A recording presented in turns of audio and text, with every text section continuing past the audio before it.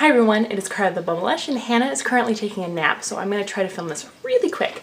I stayed up super late last night sewing a custom Easter basket liner for Hannah. I put it off to the last minute, of course, because tomorrow is Easter. Awesome job, Carla. But the thing was that I was going to get her one from Pottery Barn, and I just couldn't bring myself to spend the 60 bucks on it, so yeah. But then I looked on YouTube to try to find a tutorial about how to line a round basket. And I couldn't find it. I could find rectangles, which that's easy to line a square basket, but to line a round basket, especially an Easter basket where the edges are kind of, yeah, it's really hard. So I made my own and I want to share it with you guys just in case you want to stay up until 3 a.m. tonight lining your baby's Easter basket. So this project, as far as the sewing goes, super easy. Beginner, maybe one step up from beginner, because you have to sew a circle. That's about it. But as far as making your own pattern goes, that's probably a medium, and you need to wait until nap time because you got to do some math and some thinking and multiplying by pi. And we all know that with kids rolling around and stuff, it's impossible to do that. So wait until nap time or after they go to bed. So that's probably a medium, the making the pattern, but the actual sewing itself, super, super easy. Now I bought about 21 inches of fabric. I think I got like 2/3 of a yard. And so it was only like $5 for the fabric. I bought the basket at Goodwill for maybe $2. And the ribbon I had, but you can buy that, it's like $1 a yard. It's not that bad. So for less than 10 bucks, you have a super cute Easter basket that totally matches their outfit and is sewn with lots and lots of love. Or you can spend 60 bucks on Pottery Barn and not have to worry about it. Up to you. So if you want to sew it yourself, this is how I did it. I'm going to try to do step by step. I'm also going to try to do one take so I can spend more time with Hannah and I don't have to edit. And I'm going to try to talk really fast because it takes a while to explain this. I apologize in advance for the bad camera skills. I'm doing this by myself and yeah, it sucks. So let's get started. Okay, we're going to angle you down.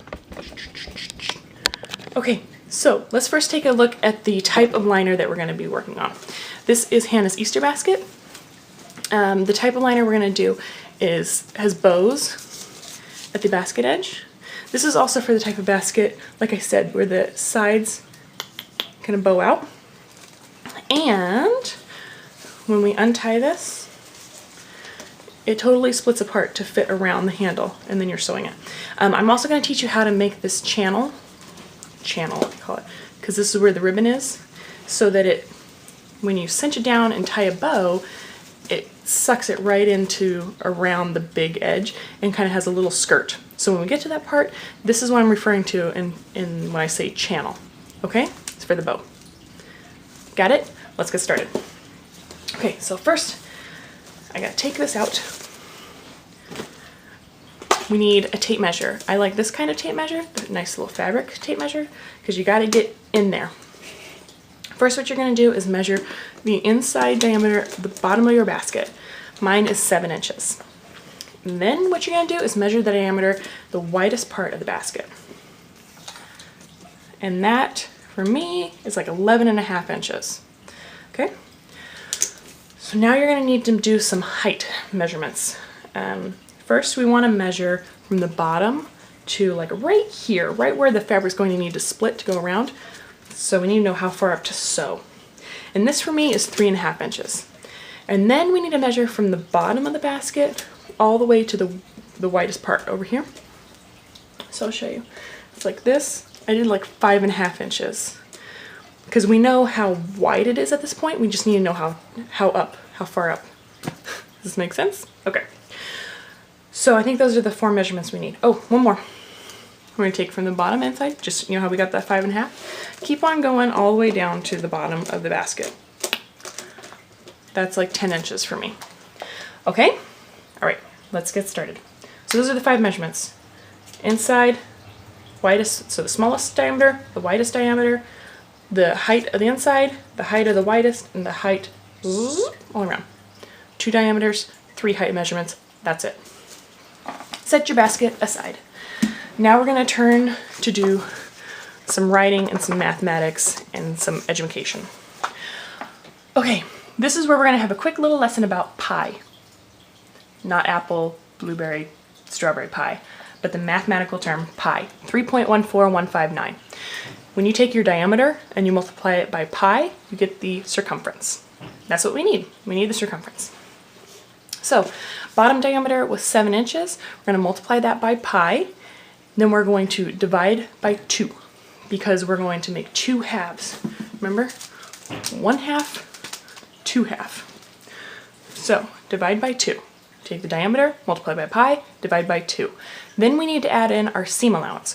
We're going to be working with 1/2 inch seam allowances, but there's going to be a 1/4 inch seam allowance. 1/4 inch seam allowance. But there's going to be 2 of those, one on each side. So you need to add a 1/2 inch. 2 1/4 inch seam allowances, 1/2 inch. So let's do that again. You got 7 inch diameter, you multiply it by pi, you divide by 2, and then you add 1/2 inch.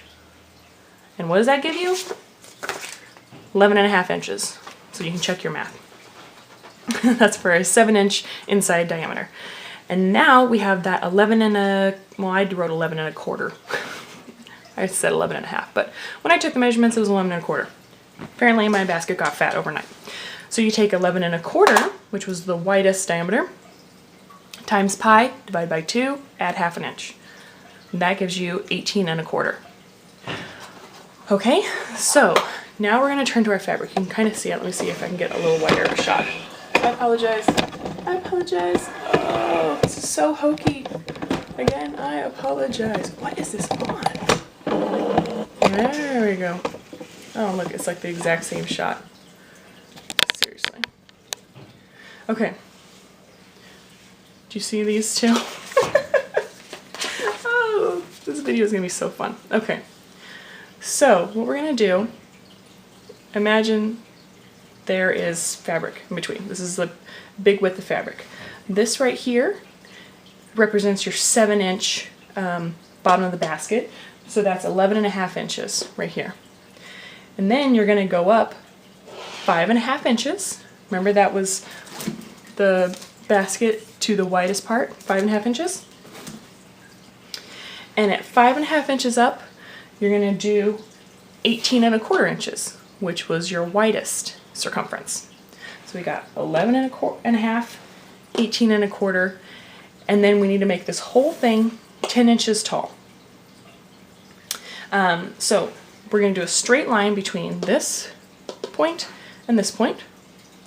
But you don't keep going, like you don't keep flaring it out, because then your basket, when it comes to those little triangle overhangs, it's going to overhang like a lot. We don't need that much fabric. We just need a little overhang. So you're going to change the angle, bring it in a little bit so it's not like this. You're going to change it, and from here go to 10 inches. You don't want it straight. You want it to flare up just a little bit. You can eyeball this. It's not that big of a deal. So does everyone kind of understand? We're cutting out like a trapezoid. That's like, it's kind of like a house. It's like a yurt. This looks like a yurt or an upside down bowl. But we're going to end up with 2 trapezoidal pieces. Oh, please tell me you're following me, because this is super painful to explain. Okay, now I don't have fabric at this point, but what you want to do is you've got your 2 trapezoidal pieces, right? Can you kind of see them? Trapezoidal. From the smallest edge, you know, this is the short, this is the widest. On the edge, you're going to sew up that 3.5 inches. Do you remember that measurement we took from the bottom to like right here? 3.5 inches. Okay, you're just going to sew 3.5 inches. Over here too. 3.5 inches. Zzz. So now your 2 trapezoidal pieces are sewn together. But this right here, these are going to be raw edges. So you need to just quick roll them over real quick, 1/4 inch. It doesn't need to be fancy, it's not that big of a deal. And do a quick sew all the way around, stitch right here, and come back up. It sounds a lot harder than it is. Very easy. Basically, you're just finishing these 2 edges. Okay? So now you've got an open small end, open wide end, but your 2 pieces, it's like a round. It's like an open tunnel. Got it? Okay. Now what we're going to do is we're going to, oh, I didn't talk about this, did I? We have to cut a piece of fabric for the bottom. So you have a 7 inch inside diameter. You need to add 1/2 inch for your seam allowance. So you need to find something in your house that is 7.5 inches. I found a pot that worked great. And then you just trace that onto your material like this. Cut out a 7.5 inch circle on, and because now you need it. Okay, so now the small side of your trapezoid is going to fit this circle perfectly. It sounds intimidating, but all you do is you just sew really slowly, matching it up so that your edges are together. You can pin it if you want to, but I find that that's just more difficult. Just go nice and slow, match up, keep sewing 1/4 inch from the edges, and make sure that they all match up nice. Okay, so now you've sewn on the bottom. This really just takes a couple of minutes. It seems intimidating, and it even intimidated me, but it's really easy. So now everything is finished except for the top edge. You see where I put some little lace? You can either sew on some lace, or you can just roll it over and do a quick, 1/4 inch hem. Totally up to you, very easy. I like to do the lace because it just gives it a little bit of a feminine touch, and then you don't have to worry about it. And I also liked that it kind of beefs up the edge so that the skirt kind of flares out nicely. Just something to keep in mind, because this lace is like kind of stiff. Anyway, okay, so now we are going to throw it in the basket and see if it fits. If we did all the measurements correctly, it should. And when in doubt, when you're doing your measurements, round up slightly. No more than like 1/2 inch, but round up. Do not round down when you're making your cuts. Like when you multiply by pi, divide in half, and added 1/2 inch. If it was like 18.13, just do 18.5. Okay, so see, it fits great. There's a little bit of play, but that's nice. See how there's a little bit of overhang? If we had just kept on that trapezoid and cut it straight out all the way to the 10 inches, they would be like huge, so much fabric. But since we changed the angle and narrowed it in a little bit, they're just nice. Okay, so what we want to do though is we could just leave it like this without the ribbon, and it would just hang and be kind of loosey-goosey. We don't want that. That doesn't look finished. That doesn't look nice. We want to have cute little ribbons that cinch down and keep this liner nice and tight up against the basket. So what you want to do, and with that 10 inch height, you're going to have it hanging way more than this. What you want to do is measure from the edge of the fabric to right where, see, you want to make sure it's nice and fitted, down here, and you do your fingernail, kind of keep it in there, and you measure from the edge of the hem to there. How much is that? And mine was like 2 inches. So that's when you use this tool. You don't have to. You can use your tape measure, but this just makes it really easy. This is called a gauge, and it's to do hems, or to do, if you want to measure, 2 inches from the edge of something. You set this little blue thing to 2 inches. See, there's a 2 right there. And you set this at the fold, and at 2 inches you just know. And there's a little thing right here so you can put the pin in if you want to. So I just went all along this edge and measured it 2 inches, okay? Well, actually I went like this. Fold it over, measure it 2 inches so that you have it folded at 2 inches. And every time you've got this on the edge and this on the fold, you put a pin, because you want this whole thing folded in 2 inches. And then when you get to the very end, it's going to look like this. Take this from the very edge, measure in 2 inches, put a pin right there. Okay? So you're going to sew from 2 inches in, 2 inches in. You're going to sew that whole thing at about a 1/2 inch. So you're making a little 1/2 inch channel for your ribbon. And then when you flip it out, you're going to thread your ribbon through. I just taped it onto the edge of a mechanical pencil and did it right through there. Now I've got a little channel for my ribbon to go through. And since I left this little bit of space right here, when I fit it to the basket, I can overlap and the ribbon fits nicely. So it might not make sense why you measured in the 2 inches this way, but do it. Okay, so that's it. Now you feed in your ribbon into your channel, cinch it up, fill it with goodies, and you're good to go. All right, so let's do that measurement again, just because I know that was probably a little complicated.